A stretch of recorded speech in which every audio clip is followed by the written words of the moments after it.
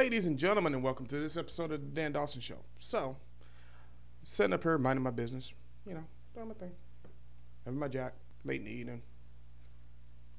Probably going to turn in a few minutes. I come across this article.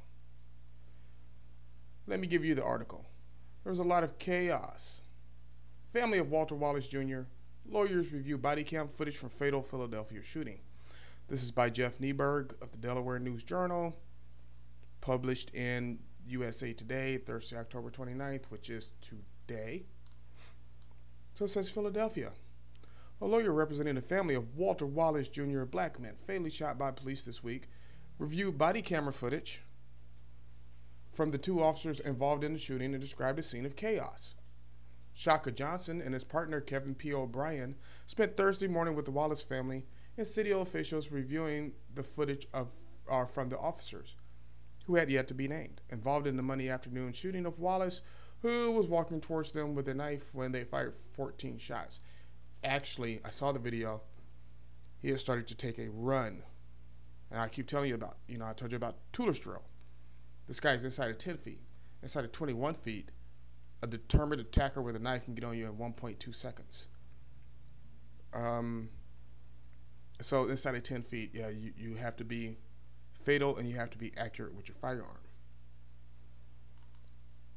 Alrighty, it goes on to say the family is not calling for the officers to be charged with a crime. Johnson said during a press conference Thursday that he added is in the hands of Philadelphia District Attorney Larry Krasner. Well, Philadelphia District Attorney Larry Krasner, if you charge these officers with a crime, your whole police force should walk out. And you know what? We can get these half-bit lawyers, the social justice warriors, to go and police the neighborhoods. I saw the video. These officers backed back from the residence they were called to, backed down the street, backed down the block, backed up into the street, kept moving backwards. They were trying to escape from him, telling him to put the knife down. He would not. And there's no excuse for that. You can say what you want. You're putting my life in danger. You're coming at me with a knife. Yes, I'm going lethal. Continuum of force works like this, right? Whatever level of force you use, this is how police officers are trained. Remember, I used to be a bounty hunter. We go through that same CJSTC stuff they go through, the criminal justice, blah, blah, blah. Anyway, right? Continuum of force works like this. Whatever level of force you use, I'm going to use one level higher. What's one level higher than a knife? A gun. They're going to say something in this article, and I'll talk about it when I get there. But Johnson said he absolutely expected a wrongful death suit to be filed against the city and the police department for Wallace's death. The only thing about that is because there's so much, rioting and looting and stuff going on in the city may decide to just go ahead and settle and just get it off their dockets. I would not. I would fight them all the way. Somebody has to make a stand somewhere. If I've ever seen a justified shooting, this is a justified shooting. Johnson said reviewing the footage did not change his opinion of what happened to Wallace 27. Of course not, because he sees a payday. Nothing's going to change his opinion. Jesus could come down from the heavens and tell him these officers were right, this was a justified shooting, these men are innocent in the eyes of the Lord, and he's not going to change his opinion because he wants that money. Just keep that in mind. So Johnson went on to say, I saw a person in obvious mental health crisis. Johnson said, my auditory senses heard people shouting, he's mental, he's mental. When someone is telling you that a person has experienced a crisis, you can't just immediately go to your sidearm. Hey, dummy, yes. I don't care if they're mental or not. They still can do you damage. See, society has this perception that just because a person is mentally ill, that they can't do damage to you. If you're coming at me with a knife, I don't care if you're mentally ill. I don't care if you're white. I don't care if you're black. I don't care if you're a midget. I don't care if you're from the planet Mars. I'm putting center high chest. I'm calling it a day. And those officers did that, and they did the right thing. Oh. Johnson said the video, which isn't public yet, shows the officers on the scene for around a minute before shots ring out. Actually, a lot of that video is public, and it was a lot more than a minute from just the parts that have been made public.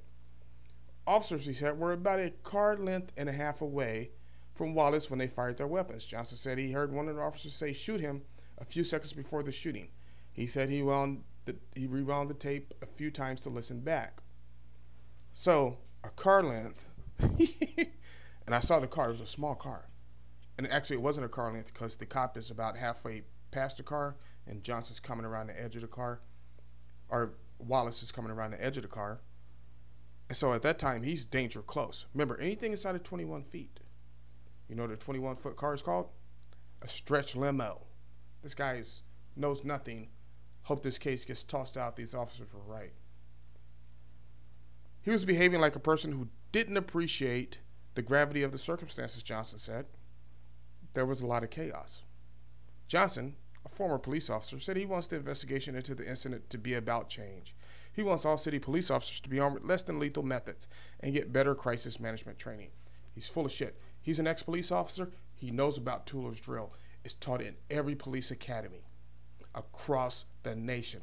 It's taught to police. It's taught to the FBI. It's taught to bodyguards. It's taught to bounty hunters. It's taught to state patrol.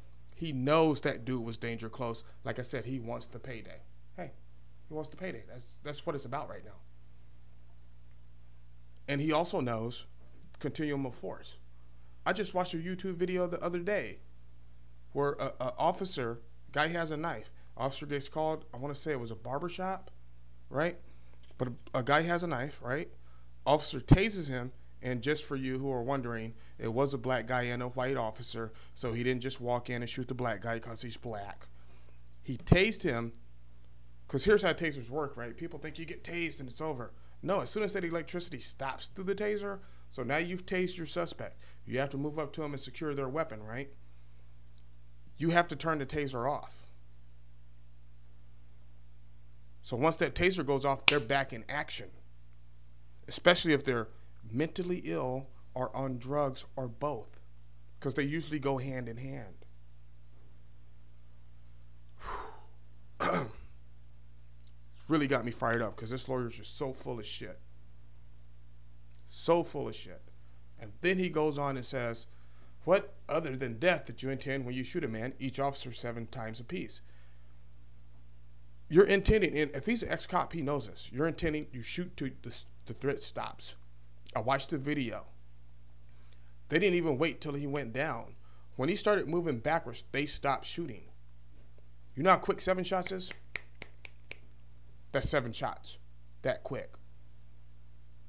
It's ridiculous. It's a ridiculous article, and this lawyer should be ashamed. Ashamed.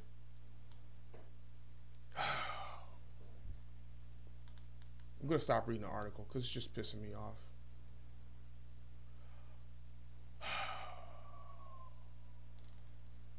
Oh, hold up. He goes on to say, "We're not in Kentucky, thank God," Johnson said, referencing a recent grand jury decision regarding the high-profile Breonna case in which none of the officers involved were charged with causing her death. You know how I feel. Hey, if you take a shot and you don't know where your bullet's going and you hit an innocent person, you're responsible for that. That's the way I was always taught. All the time I was bounty hunting, if I had done that and shot an innocent person, I would be charged. So, you know how I feel about that. But this was a justified shooting. At that distance, I keep saying, how many times did I tell you guys?